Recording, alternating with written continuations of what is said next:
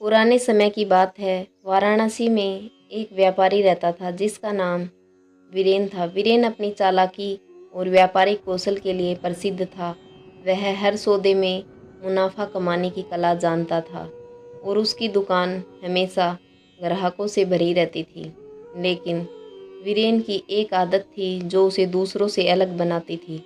वह अक्सर दूसरों के साथ चालबाजी करता था और उन्हें ठगता था।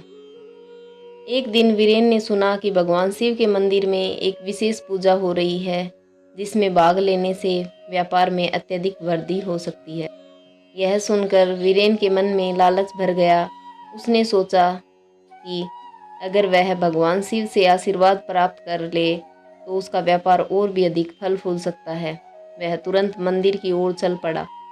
मंदिर के मुख्य पुजारी ने उसे बताया कि इस विशेष पूजा में शामिल होने के लिए उसे सच्चे मन से प्रार्थना करनी होगी और ईमानदारी से भगवान शिव के सामने अपनी गलतियों को स्वीकार करना होगा।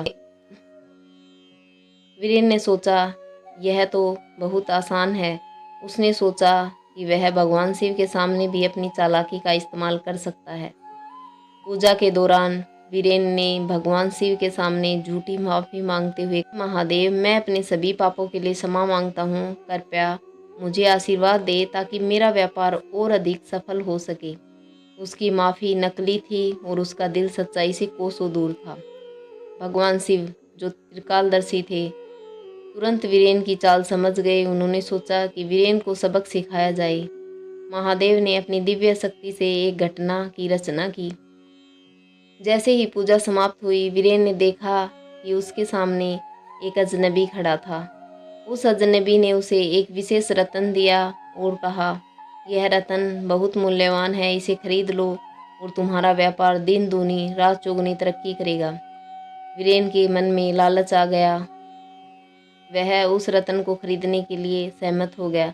उसने अपनी सारी जमान पूंजी उस रत्न पर खर्च कर दी। जब वीरेन रतन को लेकर घर पहुंचा तो उसने देखा कि वह रतन धीरे धीरे गायब हो रहा था। उसे एहसास हुआ कि वह ठगा गया। उसके मन में भय और पश्चाताप का संचार हुआ। उसने तुरंत मंदिर जाकर भगवान शिव से सच्चे दिल से प्रार्थना की और अपनी गलतियों की माफ़ी मांगी।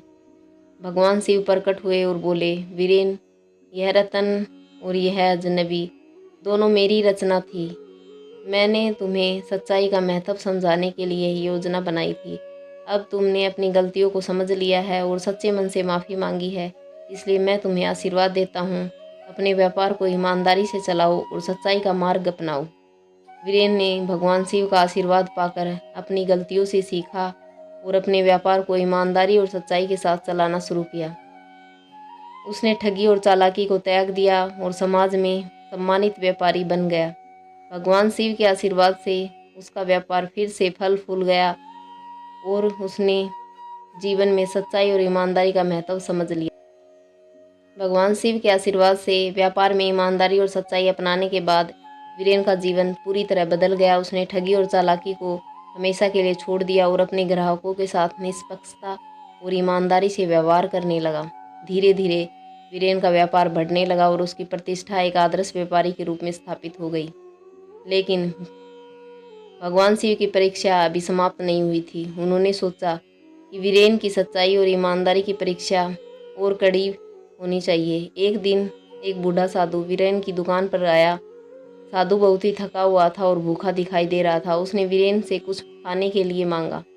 वीरेन ने साधु को तुरंत भोजन और पानी दिया। साधु ने प्रसन्न होकर कहा, तुम्हारी सेवा और भक्ति से मैं बहुत प्रसन्न हूँ।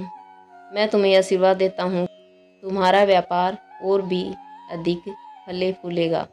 लेकिन एक शर्त है, तुम्हें अपने मुनाफे का एक हिस्सा गरीबों और ज़रूरतमंदों को बांटना होगा। वीरेन ने साधु की बात मान ली और अपने व्यापार से अर्जित धन का एक हिस्सा गरीबों और ज़रूरतमंदों को बांटना शुरू कर दिया। इससे उसकी प्रतिष्ठा और भी बढ़ गई। लोग उसकी सराहना करने लगे। वीरेन की उदारता और सेवा भावना के कारण उसका व्यापार दिन दूनी रात चौगुनी बढ़ने लगा। लेकिन महादेव की परीक्षा की एक कड़ी और थी। एक दिन एक व्यापारी वीरेन की दुकान पर आया। उसे एक बहुत ही आकर्षक प्रस्ताव दिया। उसने कहा कि अगर वीरेन उसके साथ मिलकर काम करे तो वे दोनों बहुत अधिक मुनाफा कमा सकते हैं, लेकिन इसमें एक शर्त थी, उन्हें मिलकर ग्राहकों को धोखा देना होगा और उनसे अधिक कीमत वसूल।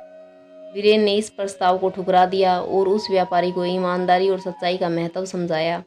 उस व्यापारी ने वीरेन की बातों को गंभीरता से सुना और उसकी ईमानदारी से प्रभावित हुआ। उसने वीरेन के साथ मिलकर ईमानदारी से व्यापार करने का फैसला किया।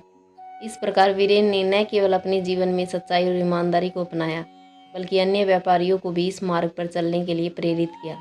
भगवान शिव ने वीरेन की सच्ची भक्ति और सेवा भावना को देखकर अपने आशीर्वाद से उसे समृद्ध बनाया। वीरेन की कहानी धीरे धीरे वाराणसी के आसपास के क्षेत्रों में फैल गई। लोग उसकी ईमानदारी, सेवा भावना और भगवान शिव की भक्ति की कहानियाँ सुनने लगे। उसकी दुकान एक मंदिर जैसी बन गई। यहाँ लोग केवल सामान खरीदने नहीं, बल्कि उनकी सलाह और आशीर्वाद लेने भी आते थे। समय बीतता गया और वीरेन की ईमानदारी और सच्चाई की कहानियाँ पीढ़ी दर पीढ़ी सुनाई जाने लगी। उसकी दुकान अब केवल एक व्यापारिक केंद्र नहीं रही, बल्कि एक पवित्र स्थान बन गई थी, जहाँ भगवान शिव की महिमा गाई जाती थी और ईमानदारी का पाठ पढ़ाया जाता था। वीरेन की कहानी से यह सीखने को मिलता है कि सच्चाई और ईमानदारी का मार्ग कभी आसान नहीं होता, लेकिन यह हमेशा सही और संतोषजनक होता है। भगवान शिव की कृपा से वीरेन ने न केवल अपने जीवन को सुधार लिया, बल्कि समाज में भी एक सकारात्मक परिवर्तन लाया। वीरेन का जीवन ईमानदारी और धर्म के पथ पर चल रहा था, लेकिन भगवान शिव की परीक्षा अभी समाप्त नहीं हुई थी। एक दिन एक अजनबी उसकी दुकान पर आया। उसने वीरेन को एक सुंदर दुर्लभ मूर्ति दिखाई, जिसे देखकर वीरेन की आंखें चमक उठी। मूर्ति भगवान शिव की थी और उसमें एक अद्वितीय चमक थी। अजनबी ने कहा कि यह मूर्ति बहुत ही पवित्र और शक्तिशाली है और अगर वीरेन इसे खरीद ले तो उसका व्यापार और भी फल फूल जाएगा।